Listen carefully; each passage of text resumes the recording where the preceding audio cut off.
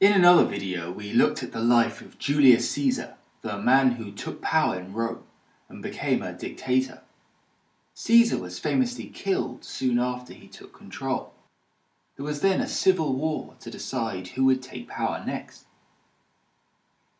The man who won this war was called Augustus, and he would become the first emperor of Rome. After Augustus, Rome would be ruled by emperors for all of its history. He was the first, and many people think also the greatest, of all the Roman emperors.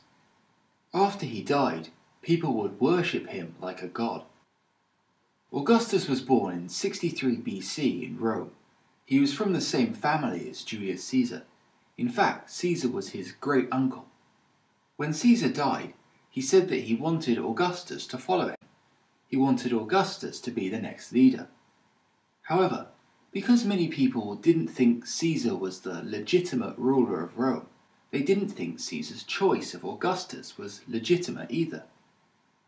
Augustus first started ruling Rome with two other people. One of these two was Mark Antony, who had been Caesar's friend and ally.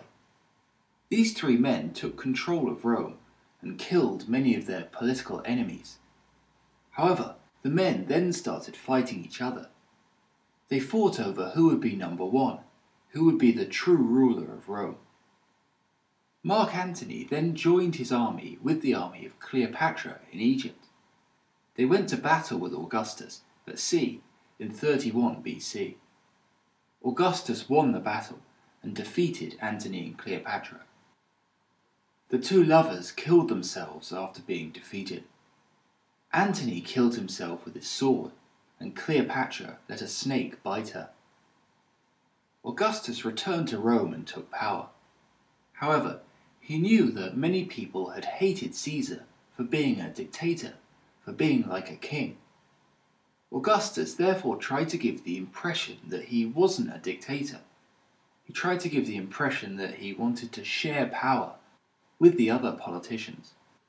For example, he let the other politicians, the Senate, control some parts of the Roman Empire.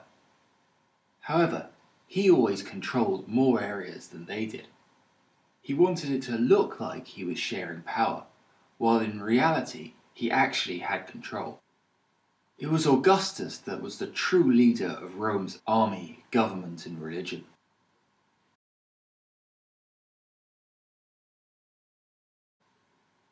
But he wasn't a dictator in the negative sense of the word. He had complete power, but he actually tried to do as much good as possible. He started a series of projects to improve the city and the empire. He built temples, roads, bridges, baths, and theatres. He himself said that, "I found a Rome of bricks, I leave you one of marble." He also expanded the empire and made it safe from enemy barbarians. During his lifetime, he made parts of Spain, France, Hungary, Croatia, Egypt, and Germany part of the Roman Empire. For 100 years, Rome had also been fighting itself in a series of civil wars. Augustus brought peace for the first time in many people's memory. He connected the different parts of the empire with better roads, and he set up free trade between the different regions. He also introduced a police force, firefighters, and a permanent army. But it was not all military, however. This was also a great time for art in the history of Rome. Famous writers like Virgil, Horace, and Ovid all lived during this time. It was perhaps the peace that Augustus brought that allowed people to pursue art and literature. Augustus was, without doubt, a dictator.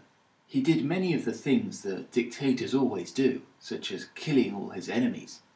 But because he brought peace and prosperity to Rome after many years of civil war, he was seen in a positive light. Rome would be ruled by emperors like Augustus for the rest of its history. Even the name Caesar Augustus would be used by the emperors that followed him.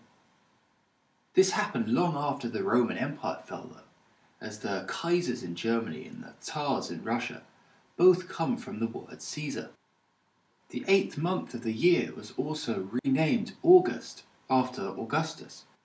This month was chosen because many of the important events in his life happened in this month, like his defeat of Mark Antony.